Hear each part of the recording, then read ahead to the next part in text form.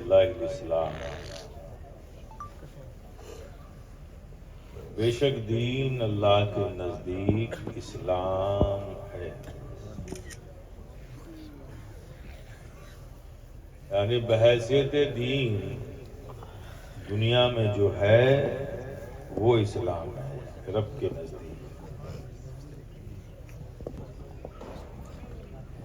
تو وہ دین جو اسلام ہے، جو رب کو پسند ہے، وہ اسلام ہے کیا؟ ٹھیک ہے نا، وہ اسلام ہے کیا؟ پریبھاشا کرو اسلام کی، ایکسپلین کرو کہ اسلام ہے کیا، پیش کرو اسلام، سمجھاؤ کہ اسلام ہے کیا۔ آپ کہو گے شارٹ میں کہ اسلام ایک دین ہے، تو اس دنیا میں ایسی بہت سی قومیں ہیں جن کے پاس دین ہے، وہ کہیں گے دین ہمارے پاس ہے، لیکن وہ مسلمان تو نہیں ہے۔ آپ کہو گے اسلام کی تعریف میں کہ اسلام عقیدہ توحید کا نام ہے، جب آپ کہو گے کہ اسلام عقیدہ توحید کا نام ہے تو دنیا میں ایک قوم کھڑی ہو جائے گی، کہے گی کہ ہمارے پاس بھی عقیدہ توحید ہے، اور وہ عقیدہ توحید رکھتے ہیں، پھر بھی ہم انہیں مسلمان نہیں مانتے۔ آپ کہو گے کہ اسلام روزے کا نام ہے، اسلام کی تعریف میں اگر یہ کہو کہ اسلام روزے کا نام ہے تو بہت سی قومیں کھڑی ہو جائیں گی، کہیں گے روزہ ہمارے یہاں بھی ہے، ٹھیک ہے آپ کے ہاں روزے کا طریقہ الگ ہے، ہمارے یہاں الگ ہے، لیکن روزہ تو ہمارے یہاں بھی، بھوکے رہنے کی شکلیں ہمارے یہاں بھی ہیں۔ تو وہ روزہ رکھ کے وہ مسلمان نہیں، عقیدہ توحید رکھ کے بھی مسلمان نہیں، دین کہہ کے بھی وہ مسلمان نہیں۔ کیوں؟ اگر اسلام عقیدہ توحید ہے، صرف روزہ ہی ہے، سب دین ہی ہے سب، تو یہ جس کے پاس ہے وہ سب کو مسلمان ہونا چاہیے۔ تو پھر اسلام ہے کیا؟ اسلام میں وہ کیا ہے جو صرف ہمارے پاس ہے، کسی اور کے پاس نہیں؟ اب آپ تعریف میں کہو کہ اسلام حج کا نام، اسلام حج کا نام، جب آپ کہو گے حج کا نام ہے تو دوسری قومیں کھڑی ہو جائیں گی، جناب ہمارے یہاں بھی یاترائیں ہیں، اور ویسے بھی بھارت میں یاترائیں تو بڑی عام ہیں۔ آپ بھی ایک سفر کرتے ہو، مکہ شریف پر یاترا کرتے ہو، ہمارے یہاں بھی ہے، ہم بھی جاتے ہیں، یہ عمل تو ہمارے یہاں بھی ہے، لیکن یہ عمل کر کے بھی ہم انہیں مسلمان نہیں کہتے۔ آپ کہو گے کہ اسلام نبوت پر عقیدے کا نام، اسلام کتاب پر عقیدے کا نام، اسلام آخرت پہ عقیدے کا نام، اسلام جزا اور سزا پہ عقیدے کا نام، یہ سب بھی اسلام کی تعریف میں کہو گے تو غیر محرف ترویت کو ماننے والی قومیں یہ سارا عقیدہ رکھتی ہیں، کتاب پر بھی عقیدہ رکھتی ہیں، نبوت پر بھی عقیدہ رکھتی ہیں، آخرت پر بھی عقیدہ رکھتی ہیں، جزا و سزا پر بھی عقیدہ رکھتی ہیں۔ دوسری قومیں بھی یہ عقیدہ رکھتی ہیں، یہ عقیدہ رکھ کر بھی وہ مسلمان نہیں۔ پھر اسلام میں ایسا کیا جو صرف ہمارے پاس ہے، کسی اور کے پاس نہیں، جسے ہم تو مانتے ہیں وہ نہیں مانتے، اور اسی نہ ماننے کی بنیاد پر ہم انہیں مسلمان نہیں مانتے۔ عقیدہ توحید ہمارے پاس بھی ہے تو غیروں کے پاس بھی، کتاب پر عقیدہ ہمارے پاس بھی ہے تو یہ عقیدہ غیروں کے پاس بھی، نبوت پر عقیدہ رکھنے والی قومیں ہمارے علاوہ غیر بھی ہیں، آخرت پر عقیدہ رکھنے والی بھی قومیں موجود ہیں، غیر محرف ترویت کے ماننے والی قومیں یہ سارا عقیدہ رکھتی ہیں، یہ عقیدہ رکھ کر بھی وہ مسلمان نہیں۔ کیوں؟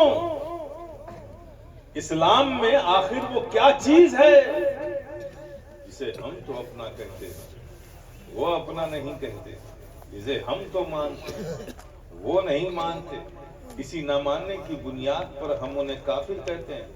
میرے پیارے، وہ چیز جو صرف ہمارے پاس ہے، کسی اور کے پاس نہیں، وہ ہے صرف اور صرف محمد الرسول اللہ، محمد الرسول اللہ، محمد الرسول اللہ۔ میرے پاس یہی ہے اسلام میرے پیارے،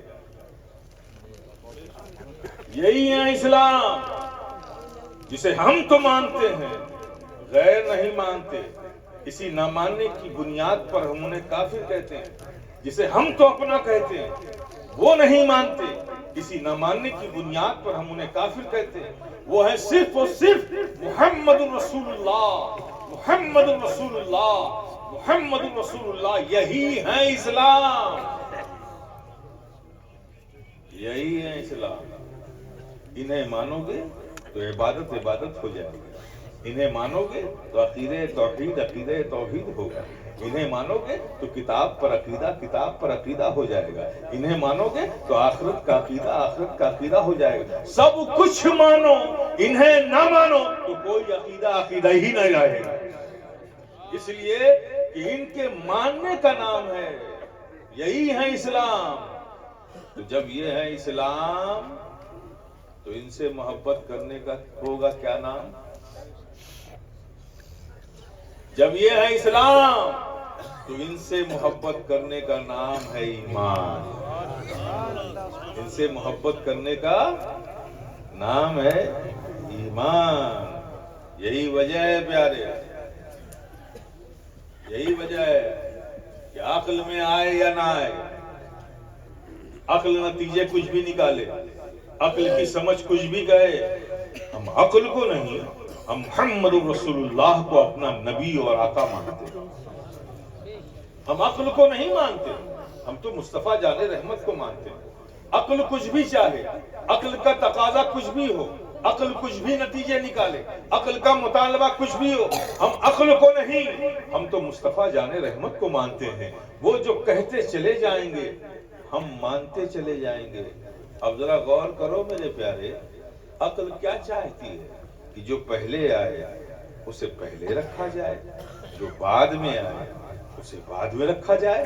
عقل تو یہی نتیجے نکالتی ہے نا، جو پہلے آئے گا اسے پہلے رکھا جائے گا، جو بعد میں آئے گا اسے بعد میں رکھا جائے گا۔ عقل کا مطالبہ تو یہی ہے، عقل کے نتیجے تو یہی نکالتی ہے۔ لیکن میرے پیارے، ہم عقل کو نہیں، ہم تو مصطفیٰ جان رحمت کو مانتے ہیں۔ ہم نے دیکھا، قرآن کھولا تو وہ آیتیں جو مکے میں نازل ہوئی مکی کہلائیں، وہ آیتیں جو مدینے میں نازل ہوئی مدنی کہلائیں۔ مکی آیتیں پہلے آئیں، مدنی آیتیں بعد میں آئی۔ عقل کہتی تھی کہ جو پہلے آئے اسے قرآن کی ترتیب میں پہلے رکھا جائے، جو بعد میں آئے اسے قرآن کی ترتیب میں بعد میں رکھا جائے۔ عقل تو یہی چاہتی تھی، لیکن ہم عقل کو نہیں، ہم تو مصطفیٰ جان رحمت کو مانتے ہیں۔ پیارے آقا نے کہہ دیا، سنو اس کا یوں ہی حق ہے، ہم نے مان لیا۔ مصطفیٰ نے کہہ دیا، ہم نے مان لیا۔ عقل کہتی تھی جو پہلے آئے اسے پہلے رکھا جائے، جو بعد میں آئے اسے بعد میں رکھا جائے، لیکن مصطفیٰ جان رحمت نے فرمایا نہیں، اس کا یوں ہی حق ہے۔ آقا نے کہہ دیا، ہم نے مان لیا، ہم نے مان لیا، اس لیے کہ ہم عقل کو نہیں، ہم تو مصطفیٰ جان رحمت کو مانتے ہیں۔ کیونکہ یہی ہے اسلام، اور انہی سے محبت کرنے کا نام ہے ایمان،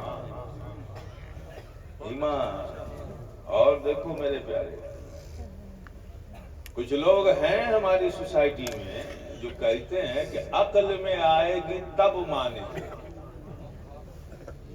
ارے ظالم، کیا کر بیٹھا یہ کہہ کے؟ عقل میں آئے گی تب مانیں گے، تو پہلے کس کو مانا تو نے؟ عقل کو مانا۔ عقل میں آئے گی تو مانا، تو پہلے کسے مانا؟ عقل کو مانا نا، بعد میں نبی کو مانا نا۔ ارے کس پر بھروسہ کر بیٹھا تو؟ عقل پر؟ کیا عقل اس لائق بھی ہے کہ جس پر بھروسہ کیا جائے؟ یہ دنیا میں جتنی خوریزیاں ہو رہی ہیں نا، خوریزیاں ہو رہی نا، یہ لڑتے بے وقوف لوگ ہیں، लड़ाता कोई अकली वाला है। बहुत अच्छी बात है, बहुत आप समझ रहे हो? अगर अक्ल इस लायक होती तो ये बड़े बड़े अक्ल वाले, बड़े बड़े वाले गुमराह नहीं मरते। ये हिटलर गुमराह नहीं मरता, कुफ्र पर नहीं मरता। ये माओ ज़ेडुंग कुफ्र, ये सब बड़े अक्ल वाले थे। ये लिंकन कुफ्र पर नहीं मरता। ये कार्ल मार्क्स दास कैपिटल लिखने वाला, ये कुफ्र पर नहीं मरता। ये नेपोलियन बोनापार्ट, ये बड़ा अक्ल वाला था। अगर अक्ल इस लायक होती तो ये कुफ्र पर नहीं मरता। हिटलर बड़ा जालिम क्रूर लेकिन बहुत ज़हीन था। अगर अक्ल इस लायक होती, उस पर भरोसा कर बैठा तो ईमान वाला होता। अगर अक्ल इस लायक होती कि इंसान को मंजिल तक पहुंचा दे तो वो कुफ्र पर नहीं मरता। अक्ल इस लायक ही नहीं है मेरे प्यारे। और ये अक्ल पर एतमाद कर बैठा, अक्ल में आएगी तो मानेगा। जरा मुझे बताओ, कोई ऐसा शख्स जिसका सर धड़ से अलग हो गया, हाथ अलग हो गए, बॉडी के पार्ट्स अलग हो गए हो, ऐसे किसी शख्स को कोई जिंदा कहेगा क्या? बोलो ना, कहेगा जिंदा? नहीं।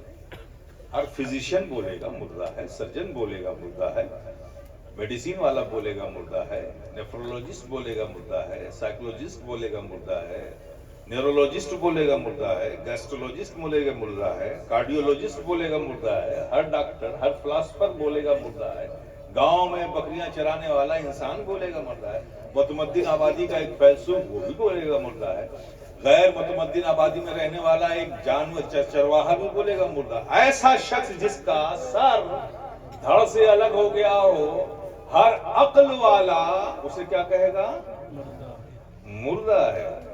लेकिन बात तो यह है कि हम अक्ल को कहां मानते हैं? हम तो मुस्तफा जाने रहमत को मानते हैं, और जो आका कहते चले जाएंगे हम मानते चले जाएंगे। एक ऐसा शख्स जिसका सर धड़ से जुदा हो गया, आजा बिखर गए, लेकिन मुस्तफा जाने रहमत की ज़बान पाक से कलमात जारी हुए, वला तक़ूलू लिमन युक़्तलु फी सबीलिल्लाहि अमवात बल अहयाउ, ये जिंदा है। ऐसे शख्स को हमने जिंदा मान लिया। अक्ल कहती थी कि ये मुर्दा है, लेकिन मुस्तफा जाने रहमत ने फरमा दिया नहीं, बल अहयाउ, ये जिंदा है, तो हमने जिंदा मान लिया।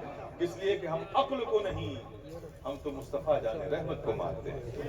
अक्ल में आए या ना आए, हम अक्ल को नहीं, हम मुस्तफा जाने रहमत को देखेंगे कि प्यारे आका जो फरमाते चले जाएंगे हम मानते चले जाएंगे। क्या ये बात अक्ल में आती है? अक्ल में आती है कि बोलने वाला एक, ज़बान एक, लम्हाए मुबारक एक, कलाम करने वाली एक जात, वही जात है, और एक ही इंसान के मुंह से दो तरह का कलाम। ये बात अक्ल में आती है? अक्ल में आती है? बोलने वाला एक ही है, कलाम करने वाला एक ही है, एक ही जात है, और एक ही इंसान की जबान से दो तरह के कलाम। एक को हम कुरान कह रहे हैं, एक को हम हदीस कह रहे हैं। बोलने वाला एक है, अक्ल में नहीं आती तो हम अक्ल को मानते कहां हैं? हम तो मुस्तफा जाने रहमत को मानते हैं। प्यारे आका ने कहा सुनो, ये रब का कलाम है, तो हमने उसे कुरान कह दिया, और जिसे कहा ये मेरा कलाम है उसे हमने हदीस कह दिया। नारे तकबीर, नारे रिसालत, फैज़ाने हुजूर सरकारे कलाम, हुजूर कायदे मिल्लत। क्योंकि यही है इस्लाम, और इन्हीं से मोहब्बत करने का नाम है। ज्यादा अक्लों पे भरोसे मत करो। हर मामले में अक्ल पे भरोसा करना अच्छा नहीं है, क्योंकि एक बड़े अक्ल वाले का हाल सामने रखो। हाँ, बहुत बड़ा अक्ल वाला था। यहाँ तो लोग तलबा को, बच्चों को, इंसानी बच्चों को, छोटे छोटे बच्चों को पढ़ाकर अल्लामा है, और वो इतना बड़ा अक्ल वाला था वो फरिश्तों को पढ़ाता था। وہ کتنا بڑا علامہ ہوگا، کتنا بڑا علامہ ہوگا پتہ ہے آپ کو؟ زبردست عابد، زبردست عالم، ایمان و عمل، بڑا مضبوط ایمان و عمل مالک تھا وہ، اتنا مضبوط ایمان و عمل کا مالک تھا کہ اپنے ایمان و عمل کے بازو پر پرواز کرتے کرتے اتنی بلندی پر گیا کہ اللہ نے اسے جانے آنے کی، اوپر آنے جانے کی اجازت دے دی، آسمان میں جاتا تھا۔ اور جناب وہاں جا کر کیا کرتا جانتے ہیں؟ جھولے پہ بیٹھتا تھا، فرشتے اسے جھولا جھولاتے تھے، اور وہ توحید ربانیہ کا درس دیتا تھا، فرشتوں کو پڑھاتا تھا، صفات الہیہ کی بات کرتا تھا، ان کو پڑھاتا تھا۔ اتنا بڑا عالم، اتنا بڑا دماغ والا، 6 کروڑ برس تک عبادت کر رہا تھا، 6 کروڑ برس سے۔ تمثیلاً کہا جاتا ہے کہ اتنی عبادت کی، اتنا سجدہ اس نے کیا تھا کہ اگر اس کے سجدوں کو زمین پر بکھیر دیا جائے نا تو رائی کے دانے کے برابر بھی جگہ نہیں بچے گی، اتنا بڑا عابد۔ اور یہ ایک چلے کی عبادت کر کے نشان ماتھے پہ بنا کے خدا جانے کہاں پہنچنا چاہتے ہیں۔ اب 6 کروڑ برس کا عابد تھا بھائی۔ ایمان سے بولو، ایمان والا ہے کیا؟ آج اسے کیا کہتے ہیں؟ ابلیس، ملعون مردود کہتے ہیں نا۔ تو اتنا بڑا عابد ہوا کیا؟ دیکھو ہوا کیا، 6 کروڑ برس سے رب اسے جھکا رہا تھا، جھک رہا تھا۔ جب حضرت آدم کا مجسمہ تیار ہوا، اس میں روح ڈالی گئی، سارے فرشتوں کو حکم ہوا، یہ بھی تھا تو اس کو بھی حکم ہوا، سجدہ کر، اسجدوا لآدم، آدم کو سجدہ کر۔ فسجدوا، سارے فرشتے جھک گئے، الا ابلیس، یہ نہیں جھکا۔ یہ جھکا کیوں نہیں؟ 6 کروڑ برس سے رب جھکا رہا تھا، جھک رہا تھا۔ ارے آج بھی جھک جاتا تو کیا جاتا اس کا؟ آج جھکا نہیں اس لیے کہ عقل لگا بیٹھا، عقل پہ بھروسہ کر بیٹھا، عقل لگا بیٹھا۔ کیا عقل لگایا؟ ارے رب کل تک اپنے سامنے جھکا رہا تھا، آج یہ انسان کے سامنے جھکا رہا ہے، اس کے سامنے جھکو۔ دیکھو یہ عقل سے سوچنے کا کام ہے۔ جب تک عقل نہیں لگایا تھا 6 کروڑ برس تک بچا رہا، اور جب اللہ کے حکم پر عقل لگا بیٹھا کہ اپنے سامنے جھکا رہا تھا، اب انسان کے سامنے، آدم کے سامنے جھکا ہے تو کیسے جھکوں گا؟ یہ عقل کا کام ہے نا، عقل پر بھروسہ کر بیٹھا۔ اور عقل میں یہ طاقت ہی نہیں ہے کہ حقیقت تک پہنچا دے، عقل میں یہ طاقت ہی اللہ نے نہیں رکھی ہے کہ آپ کو حقیقت تک پہنچا دے۔ یہ تو عشق کا کام ہے، محبت کا کام ہے، یہ دل کا کام ہے کہ وہ حقیقت تک پہنچاتی ہے۔ اس نے عقل کا استعمال کیا، جب عقل کا استعمال کیا اس نے کیا دیکھا؟ آدم کو دیکھا، کیونکہ عقل حقیقت تک نہیں پہنچاتی۔ آدم عقل سے دیکھا تو آدم کو دیکھا، آدم میں نہیں دیکھا۔ اگر دل سے دیکھتا، یہ کام دل کا ہے کہ حقیقت تک پہنچائے، اگر دل سے دیکھتا تو آدم میں دیکھتا، عقل سے دیکھا تو آدم کو دیکھا۔ آدم کو دیکھا تو کیا دیکھا؟ عناصر اربعہ کا بیکر دیکھا، ہوا، پانی، مٹی کا مجسمہ دیکھا۔ لیکن اگر آدم میں دیکھتا، آدم میں دیکھتا تو نور الہی کے جلوے نظر آتے، خلافت الہیہ نظر آتا، نور محمدی نظر آتا۔ آدم میں دیکھتا تو جھک جاتا، آدم میں دیکھنے کے لیے دل سے دیکھنا پڑتا، اس نے عقل لگائی۔ یہی غلطی کی اور یہی غلطی آج بھی کر رہے ہیں، آج بھی عقل والے ہیں، عقل والے ہیں، یہی غلطی کر رہے ہیں۔ ہم جاتے ہیں اجمیر شریف، یہ اجمیر کیوں جا رہے ہو؟ قبر پوجنے جا رہے ہو؟ یہ بھی عقل والے ہیں، یہ بھی عقل والے ہیں، عقل سے دیکھتے ہیں۔ جب عقل سے دیکھتے ہیں تو انہیں گنبد نظر آتا ہے، انہیں تربت نظر آتی ہے، انہیں پتھر نظر آتا ہے، انہیں چادر نظر آتی ہے، انہیں پھول نظر آتی ہے۔ ابے بے وقوف، ہم کسی پتھر، گنبد، چوکھٹ، پھول، چادر کے لیے اجمیر جاتے ہیں؟ کیا اس کے لیے ہمارے گھر میں کچھ کمی ہے کیا؟ یہ عقل سے دیکھتے ہیں نا تو گنبد کو دیکھتے ہیں، چادر کو دیکھتے ہیں، تربت کو دیکھتے ہیں، دیوار و در کو دیکھتے ہیں۔ دل سے دیکھتے ہیں تو گنبد کو نہیں دیکھتے، گنبد میں دیکھتے ہیں، گنبد میں دیکھتے ہیں۔ اب ظاہر ہے کہ جب کو دیکھتے ہیں، عقل سے دیکھتے ہیں تو انہیں شرک ہی شرک نظر آتا ہے۔ ارے ظالم عقل پہ بھروسہ مت کر، اہل دل کی صحبت اختیار کر، دل سے دیکھنا سیکھ لے تو بھی اجمیر جائے گا۔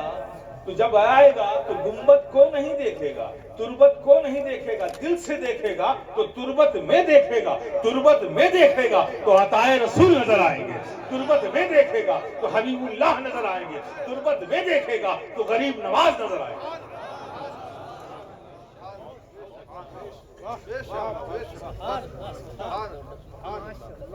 یہ بھی عقل والے، اور بڑی خوب نشانیاں بھی ہیں صاحب۔ عقل جو ایسی دماغ میں رہتی ہے نا، تو اب آپ کو یہ جانچنے کی ضرورت نہیں ہے کہ عقل سے کام لیتا ہے کہ دل سے کام لیتا ہے۔ قدرت نے عجیب سمجھ دے دی ان کو، یہ خود ہی نشانی بنائے پیشانی کو گھومتے، تاکہ دنیا دوری سے جان لے اور دیکھ لے، سمجھ لے کہ ہم عقل والے ہیں۔ کوئی پوچھتا ہے ان سے، ارے بھائی ہم نے تو بزرگوں کو دیکھا ہے، اکابرین اہل سنت والجماعت کو 90 سال کی زندگی، 80 سال کی زندگی، کوئی نماز قضا نہیں، جب سے نماز فرض ہوئی ہے نماز پڑھتے رہے، لیکن ان کے چہروں پر یہ پیشانیوں کے نشان تیرا تو ایک ہی چلے میں آ جاتا ہے کیا یہ نشان کیسا ہے؟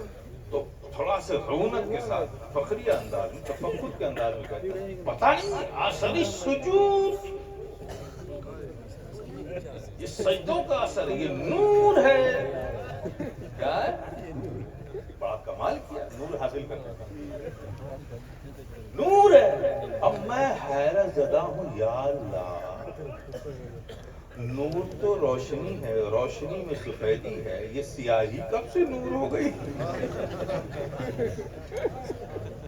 دیکھیے کیسا عقل پہ پتھر پڑا ہوا۔ میں کبھی کبھی اس پر مسکراتا بھی اس سوچ کے، اب جیسے یہاں کوئی پوچھ لے کہ یہ نشان کیسے بنا تو اس کو بڑے فخری انداز میں کہتا ہے اصل سجود یہ نور ہے۔ میں سوچتا ہوں کبھی کبھی اگر کسی فرشتے نے حشر میں پوچھ لیا یہ کیا لے کر آیا ہے، عادت یہاں جو کہنے کی وہاں نہ کہہ دے اصل سجود یہ نور ہے، ظاہر ہے کہ فرشتے تو برداشت کریں گے، سر جھکا کے پیٹ پہ ایک تو لگا ہی دیں گے، لیکن اسے بھی یہ نہیں سمجھے گا کہ یہ ناراض ہے، اسے سمجھے گا اور کہہ دے گا کمال ہے، یہاں کا دستور تو کچھ الگ ہے، ہمارے یہاں تو جہاں ٹکٹ دیکھتے ہیں وہیں مہر لگاتے ہیں، اور آپ یہاں ٹکٹ یہاں دیکھتے ہیں مہر پیچھے لگاتے ہیں۔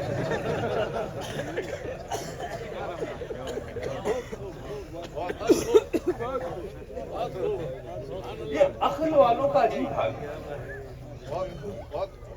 میرے پیارے عقل اس لائق نہیں ہے کہ اس پہ بھروسہ ہے نا، بس مصطفیٰ جان رحمت کو اپنا نبی اور رسول مان لیا، اپنا آقا مان لیا، اپنا مولا جان لیا، اب جو آقا کہتے چلے جائیں گے ہم مانتے چلے جائیں گے۔ تم سے اگر کوئی کچھ کہے اتنا کتنا کنتو پرنتو بٹ لیکن نو اسپیس، بس کہہ دینا لا یمکن الثناء کما کان حقہ بعد از خدا بزرگ توئی قصہ مختصر۔ ہم تو اتنا جانتے ہیں کہ زمین و آسمان میں خدا کے بعد جو بزرگ و برتر ذات ہے وہ میرے آقا کی ذات ہے، میرے آقا کی ذات ہے، کنتو پرنتو بٹ کی کوئی گنجائش ہی نہیں۔ بڑی پیاری بات کہی شیخ صاحب، اللہ اکبر، اللہ اکبر، عاشق لوگ تھے میاں۔ کیا کہا؟ لا یمکن الثناء کما کان حقہ، ممکن ہی نہیں ہے کہ آقا کوئی آپ کی تعریف آپ کے حق کے مطابق کرے یہ ممکن نہیں، یعنی جیسا آپ کا حق ہے ویسی کوئی تعریف کر سکے یہ ممکن ہی نہیں۔ اور یہ بات حضرت شیخ سعدی نے عقیدت میں نہیں کہی ہے،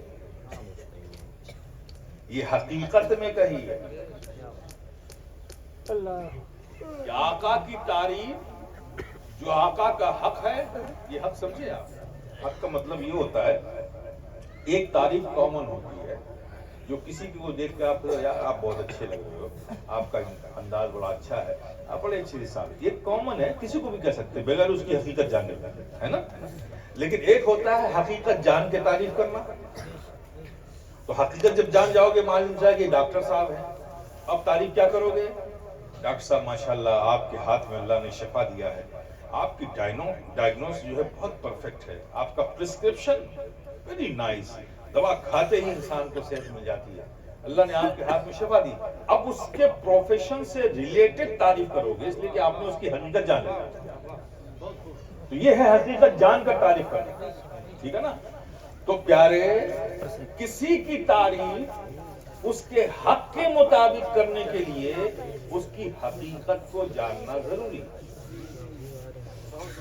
بغیر حقیقت کو جانے اس کے حق کے مطابق تعریف ہو ہی نہیں سکتی۔ تو آقا کی تعریف آقا کے حق کے مطابق جاننے کے لیے ضروری ہے کہ آقا کی حقیقت جانا جائے۔ کس نے جانا ہے آقا کی حقیقت؟ کون جانے گا آقا کی حقیقت؟ کون جان سکا ہے آقا کی حقیقت جو حق کے مطابق تعریف ہو؟ خیال ہوا تھا اس روئے زمین پر کوئی جانے نہ جانے گا، ایک شاید جانتے ہوں، وہ جو بچپن میں ساتھ رہے، وہ جو جوانی میں ساتھ رہے، وہ جو سفر میں ساتھ رہے، وہ جو غار ثور میں ساتھ رہے، وہ جو ہجرت میں ساتھ رہے، وہ جو آخری آرام گاہ میں بھی ساتھ ہو گئے۔ دنیا افضل البشر بعد الانبیاء بالتحقیق امیر المومنین سیدنا ابی بکر صدیق کہتی ہے کوئی جانے نہ جانے شاید یہ جانتے ہوں گے، چونکہ نبی کے ساتھ سب سے زیادہ یہی رہے ہیں تو یہ جانتے ہوں گے۔ ایک خیال آیا کہ کوئی جانے نہ جانے، شاید سیدنا ابو بکر صدیق جانتے ہوں گے، لیکن میرے پیارے جب ان سیدنا صدیق اکبر سے ہم نے نبی کو کہتے یہ سنا، نبی ان سے فرما رہے ہیں کسی اور سے نہیں، سیدنا صدیق اکبر سے، اے ابو بکر تم میرے ساتھ زیادہ رہنے ضرور ہو، لیکن رہنے سے زیادہ یہ نہ سمجھ لینا کہ تم نے میری حقیقت بھی سمجھ لی۔ یا ابا بکر لم یعرفنی حقیقتا غیر ربی، اے ابو بکر میری حقیقت کو میرے رب کے سوا کسی نے نہیں جانا۔ کس سے فرما رہے ہیں؟ سیدنا ابو بکر صدیق رضی اللہ تعالیٰ عنہ سے آقا فرما رہے ہیں کہ ابو بکر میری حقیقت کو میرے رب کے سوا کسی نے نہیں جانا، ساتھ زیادہ رہے ضرور ہو لیکن ساتھ رہنے سے یہ نہ سمجھ لینا کہ تم نے میری حقیقت بھی سمجھ لی۔ میری حقیقت کو میرے رب کے سوا کسی نے نہیں جانا۔ کیا کہا آقا؟ ذرا غور تو کرو، رب کے سوا، ایک لسٹ بناؤ رب کے سوا کی۔ حضرت آدم نبی ہیں، رب تو نہیں ہے نا، رب کے سوا ہے نا۔ آدم رب کے سوا، نوح رب کے سوا، شیس رب کے سوا، ایوب رب کے سوا، یعقوب رب کے سوا، اسحاق رب کے سوا، داؤد رب کے سوا، زکریا رب کے سوا، صالح رب کے سوا، یوسف رب کے سوا، سلیمان رب کے سوا، عیسیٰ رب کے سوا، موسیٰ رب کے سوا، ابراہیم رب کے سوا، اسماعیل رب کے سوا۔ یہ سب ان میں سے کوئی رب نہیں ہے، سب رب کے سوا ہے نا بھائی، رب تو نہیں ہے نا، سب رب کے سوا ہے نا۔ آؤ آقا کی بارگاہ میں چلتے ہیں۔ آقا آپ بھی تو رب نہیں ہیں، آقا آپ بھی تو رب کے سوا ہیں، آپ بھی تو رب نہیں ہیں، کہنا کیا چاہتے ہیں؟ کہا یہی تو کہنا چاہتا ہوں کہ میں کیا ہوں وہ میں بھی نہیں جانتا، وہ صرف رب جانتا ہے، وہ صرف رب جانتا ہے۔ تو جس کی حقیقت رب کے سوا کوئی نہ جانے، تو جب حقیقت کی معرفت ہی نہیں ہوگی تو حق کے مطابق تعریف کیا کرو گے؟ تعریف کیا کرو گے میرے پیارے؟ اللہ اکبر، کیا ہمارے آقا کی شان محبوبیت ہے، کیا عظمت ہے، کیا بیان کی جائے۔ ایک دو بات بس آپ کے ایمان کو، محبتوں کو تازہ کرنے کے لیے کیا کہ گزر جاتا ہوں۔ خوش نصیبی سے وہ جو ایمان آپ کے سینوں میں بزرگوں کا فیضان بن کر ہے، یہی وجہ ہے کہ محبتیں بھی ہیں آپ کے اندر ادب بھی ہے، احترام بھی ہے، نبی کی تعظیم کا جذبہ بھی ہے، ناموس رسالت پر من مٹنے کا ذوق اور شوق بھی ہے۔ یہ سب بنیاد ہے کہ وہ ایمان جو بزرگوں کے فیضان سے آپ کے سینوں کو ملا ہے، یہ اس کا اثر ہے۔ ٹھیک ہے نا، ورنہ ایمان والے تو اور بھی ہیں، وہاں یہ سب کچھ نہیں ہے، اس لیے کہ ان کا تعلق بزرگوں سے نہیں ہے۔ جن کو بزرگوں کے ذریعے سے فیضان سے ایمان ملا ہے، وہاں ادب بھی ہے، وہاں تعظیم بھی ہے، وہاں احترام بھی ہے، وہاں جذبہ شوق بھی ہے، جنون بھی ہے، ناموس رسالت میں مر جانے مر مٹنے کا ذوق و شوق بھی ہے، وہی ہے یہ سب کچھ، باقی نہیں ہے۔ تو میرے پیارے، اس آقا کی، ہم اپنے آقا کی شان محبوبیت، اللہ اکبر اللہ اکبر۔ مجھے وہ واقعہ یاد آتا ہے، ابھی معراج کی شب گزری ہے، ذرا دیکھو میرے پیارے کیا محبتیں ہیں۔ ایک طرف ایک نبی، وہ بھی ایسے ویسے نبی نہیں تھے، بہت لاڈلے نبی تھے حضرت موسیٰ۔ حضرت موسیٰ بھی رب کے بڑے لاڈلے نبی تھے، ایسے ویسے نہیں تھے۔ تو ایک وہ رب ارنی رب ارنی رب ارنی کی صدا لگا رہے ہیں، اے اللہ میں تجھے دیکھنا چاہتا ہوں، تجھے دیکھنا چاہتا ہوں، تجھے دیکھنا چاہتا ہوں۔ جواب کیا؟ نہیں، لگ رہا تم مجھے دیکھ نہیں سکتے۔ صدا پہ صدا لن ترانی، دیکھنا چاہتا ہوں مولا، لن ترانی، دیکھنا چاہتا ہوں مولا، لن ترانی۔ جب اصرار بڑھا تو ہم نے کہا اچھا دیکھنا چاہتا ہوں، آؤ کوہ طور پہ۔ اگر کوہ طور ٹھہر گیا دیکھ لیں، اگر کوہ طور ٹھہر گیا دیکھ لینا۔ اب حضرت موسیٰ کوہ طور کے قریب پہنچے تو چپل جوتا سب اتار دیا، ننگے پاؤں کوہ طور پہ پہنچے۔ یہ بھی لاڈلے نبی ہیں، دماغ میں رکھیے گا۔ کوہ طور پہ پہنچے، اب اللہ نے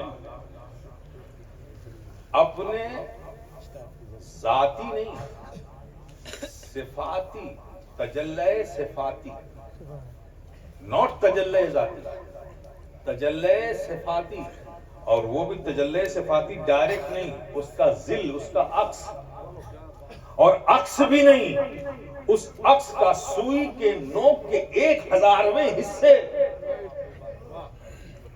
ڈائریکٹ عکس بھی نہیں، اس عکس میں سوئی کے نوک کے برابر اس کے 1000 حصے کر دو، وہ ایک حصہ کوہ طور پر گرا۔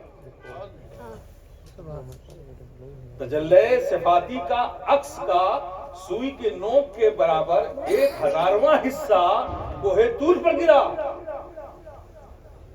طور پہ زلزلہ آ گیا، خاک بستر ہو گیا، خر موسیٰ صاعقہ، حضرت موسیٰ رش کھاتے گر پڑے۔ سمجھ گیا؟ یہ واقعہ ہوا۔ لیکن جب وہ سوئی کے نوک کے 1000ویں حصے کا جو نور تھا وہ گرا تو ظاہر طور سے ٹکرایا، اس کا ریفلیکشن حضرت موسیٰ کی آنکھوں میں آیا۔ وہ ریفلیکشن اگر نہیں آتا تو گرتے کیسے وہ؟ غش کیسے کھاتے؟ ڈائریکٹ نہیں آیا۔ تجلی صفاتی کا وہ سوئی کے نوک کے 1000واں حصہ ڈائریکٹ آنکھوں سے نہیں ٹکرایا، وہ دور سے ٹکرایا، دور سے ریفلیکٹ ہو کے حضرت موسیٰ کی آنکھوں میں آیا۔ تو حضرت موسیٰ کی آنکھوں میں وہ تجلی صفاتی کا وہ 1000واں حصہ، اس کا ذل کا عکس کا 1000واں حصہ حضرت موسیٰ کی آنکھوں میں آیا تو حضرت موسیٰ کی دیکھنے کی طاقت، اللہ اکبر اللہ اکبر، حضرت موسیٰ کی دیکھنے کی طاقت یہ تھی کہ 50 کلومیٹر دور ایک کالی پہاڑی پر گھنگھور رات اندھیرے میں ایک چھوٹی کالی چھوٹی چونٹی اس پتھر پر چلتی تھی تو حضرت موسیٰ 50 کلومیٹر کی دور سے اسے دیکھ لیتے تھے، اسے اتنی دور سے دیکھ رہے تھے۔ ایک آپ نے یہ رخ دیکھا، دوسرا رخ یہاں خود اصرار ہے کہ دیکھنا چاہتا ہوں، لن ترانی نہیں دیکھ سکتے، آؤ دور پہ آؤ، ٹھیک آ جاؤ، ضد کرتے ہو آ جاؤ، وہاں یہ حال ہوا، کرم موسیٰ صاحب کا تجلی صفاتی کا عکس کا 1000واں حصہ وہ ریفلیکٹ ہو کے آیا تو غش حقیقت ایک یہ لوگ، دوسری طرف جبریل جاؤ، جبریل جاؤ میرے محبوب کو لے آؤ۔ دعوت نہیں، یہ تو عام بات ہے۔ دعوت 3 طرح کی ہوتی نا، ایک تو یہ کہ کارڈ بھیج دیا یا بائی پوسٹ سے، ایک ہوتا ہے کسی گھر کا آدمی لے کر کارڈ جائے، اور ایک ہوتا ہے کہ کارڈ بھی لے کے جائے، آپ کو ساتھ لے کے بھی، اور سواری بھی لے کے جائے، اس طرح سے کسی کو بلایا جائے۔ تو یہ بڑے اسپیشل مہمان کے ساتھ ہوتا ہے، صرف دعوت نہیں ہے۔ جو دعوت کا سب سے ٹاپ کا جو مقام ہوتا ہے اس اعتبار سے دعوت بھی آئی، لے جانے والا بھی آیا، سواری بھی آئی۔ اب ذرا اہتمام دیکھو، جاؤ میرے محبوب کے پاس جاؤ، بلاؤ۔ اب حضرت ام ہانی کے مکان پہ آقا آرام فرما رہے تھے، ہے نا، دروازہ مقفل تھا، بند تھا، چاروں طرف دیکھا، جنت جانے کا راستہ نہیں۔ اب اگر دروازہ نوک کرتے ہیں، کھٹکھٹاتے ہیں، تو بارگاہ مصطفیٰ میں بے ادبی ہے، بے ادبی۔ مولا تیرے محبوب آرام کر رہے ہیں، جانے کا کوئی راستہ نہیں، آخر میں تیرا پیغام محبوب تک کیسے پہنچاؤں؟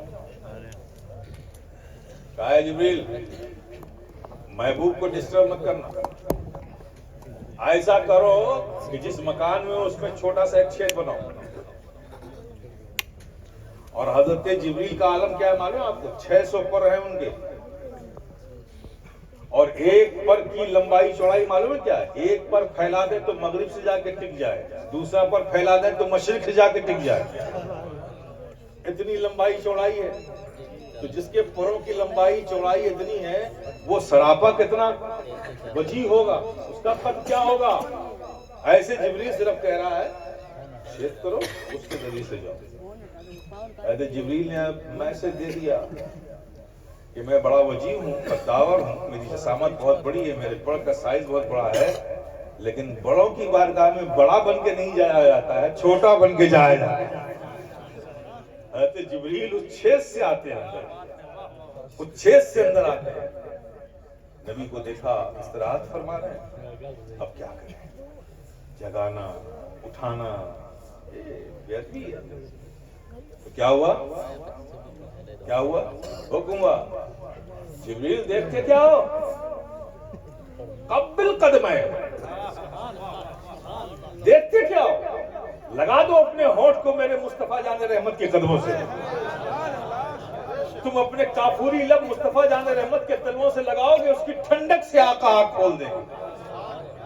تو حضرت جبریل اپنے لبھائے مبارک کو مصطفیٰ جان رحمت کے تلووں سے مس کرتے ہیں، اور ایک بار نہیں کرتے، ایک بار نہیں کرتے، بار بار کرتے ہیں۔ ایک یہ انداز، ٹھیک ہے نا؟ جب نبی نے آپ کھولا، نبی نے آپ کھولا، جبریل کیا بات ہے؟ یا رسول اللہ، ان اللہ اشتاق الی لقائک یا رسول اللہ، اللہ آپ سے ملنا چاہتا ہے، اللہ آپ سے ملنا چاہتا ہے، یہ حضرت جبریل نے فرمایا۔ اب ذرا غور کیجیے، گئے، ملاقات ہوئی۔ اب یہ لوگ جو کہتے ہیں، بکواسا کرتے ہیں نا کہ یہ معراج منامی ہوئی اور روحانی ہوئی، ارے کیا بکواسے کرتے ہیں؟ قرآن خود ہی کہہ رہا ہے، ما زاغ البصر وما طغى، نہ آنکھ چونیائی نہ حد سے زیادہ تجاوز کی۔ ارے بھائی، یہ خواب میں اور روحانی طور پہ آنکھ کی کیا ضرورت ہے؟ خواب میں کسی کو دیکھنے کے لیے آنکھ کی کوئی ضرورت ہوتی کیا؟ یہ روحانی طور پہ دیکھنے کے لیے آنکھ کی کیا؟ قرآن تو کہہ رہا ہے ما زاغ البصر وما طغى، نہ آنکھ چونیائی نہ حد سے زیادہ تجاوز کی۔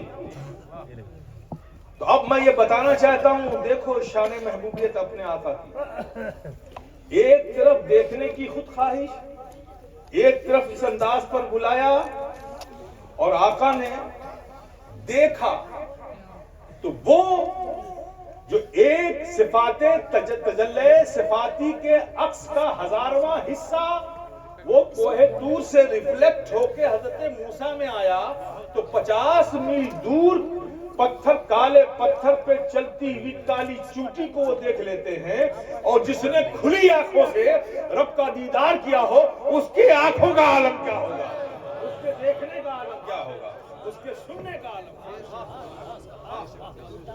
آپ تصور کرو میرے پیارے، بحمدی تعالیٰ شکر ہے، رب کا احسان ہے کہ ہمارے سینوں میں جو ایمان ہے وہ بدولت بزرگوں کے فیضان ہے۔ ہم کو کسی نجدی تحریک کا نتیجہ نہیں ہے ہمارا، ہے نا، یہ بزرگوں کا فیضان ہے۔ اب عبادت بڑا چرچا ہوتا ہے، یقیناً فرض ہے عبادت، کئی طرح کی عبادت ہے، لیکن ان ساری عبادتوں میں جو افضل العبادت ہے، جو عبادت کے منتہائے کمال درجے پر جس چیز کو اللہ نے رکھا ہے وہ نماز ہے۔ کیا رکھا ہے؟ وہ نماز۔ اور یہ نماز ہی آج کل کاروبار بنا ہوا ہے نا، تجارتی تو ہو رہی نا۔ آپ دیکھیں، چلو نماز پڑھو جہنم سے چھٹکارا ملے گا، نماز پڑھو جنت ملے گی، نماز پڑھو رزق میں برکت ملے گی۔ ارے بھائی، یہ عبادت ہو رہی کہ تجارت؟ ایک انویسٹمنٹ کر رہے ہو پانے کے لیے، تجارت ہو رہی؟ پیارے، بندہ ہونا اور ہے، بندگی کرنا اور ہے، اور راز بندگی کو سمجھنا اور ہے، یہی اور قابل غور ہے۔ نماز پڑھو یہ ملے گا، نماز پڑھو اس سے بچو گے، نماز پڑھو، ارے یہ عبادت ہو رہی کہ تجارت؟ آؤ مولا علی کی بارگاہ میں چلتے ہیں، جو بندگی بھی کرتے تھے راز بندگی کو بھی جانتے تھے۔ وہ کیا فرماتے ہیں؟ ما عبدتک آثما فی جنتک وخوف من نارک ولکن وجدتک اہل العبادہ فعبدتک۔ یا اللہ، میں تیری عبادت تیری جنت کی لالچ میں یا تیرے جہنم کے خوف سے نہیں کرتا، بلکہ اے اللہ میں تیری عبادت اس لیے کرتا ہوں کہ تو ہی عبادت کیے جانے کے لائق ہے، تو ہی عبادت کیے جانے کے لائق ہے۔ آپ سمجھئے نا؟ تو میرے پیارے، عبادت کرو، رب کو اپنا معبود مانتے ہوئے اسے سامنے رکھ کے کرو۔